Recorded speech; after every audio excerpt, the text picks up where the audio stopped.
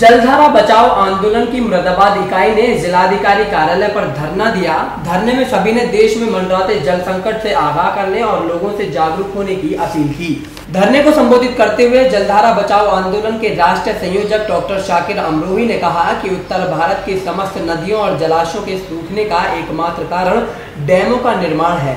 इनमें स्वाभाविक जलधाराओं के जल को सुरक्षित कर लिया गया है। निचले इलाकों में अब पहाड़ी इलाकों से पानी नहीं आता। इससे दो बड़े नुकसान हुए हैं। कृषि योग्य मृदा के लिए उपयोगी तलछट मिलना बंद हो गया है। दूसरे, निरंतर जल दोहन से वाटर लेवल पकड़ से दूर होने लगा है। यही हाल रहा तो एक दशक के अंदर उत्तर भारत के अधिकांश मैदानी क्षेत्र जल से वंचित हो जाएंगे। इसीलिए सभी को जागरूक होने की आवश्यकता है। आज का धरना जलधारा बचाओ आंदोलन की दूसरी कड़ी के रूप में था। जलधारा बचाओ आंदोलन की शुरुआत 17 मार्च 2015 को अमरोहा से हुई थी, जहां पर मूल प्रस्ताव आया था।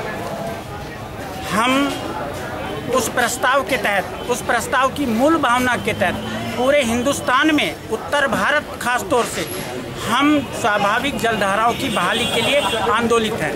बांधों को निर्माण से जो पानी उन्होंने सुरक्षित पहाड़ों के ऊपरी इलाकों में किया है, उस पानी के रोक देने से हमारे यहाँ जो स्वाभाविक धाराएं थी वो आनी बंद हो गई। उससे दो नुकसान हुए। एक, हमारी जो उपजाऊपन मिट्टी, काब मिट्टी जिससे निर्मित हुई है, उस तलछट का आना बंद हो गया।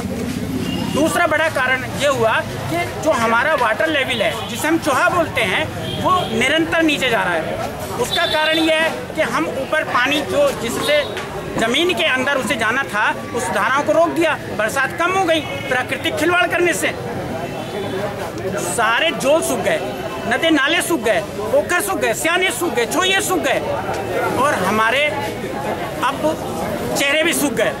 क्योंकि अब हमें पानी मौसर नहीं हो पा रहा है। हम 10% इलाकों में डी जोन में चले गए हैं।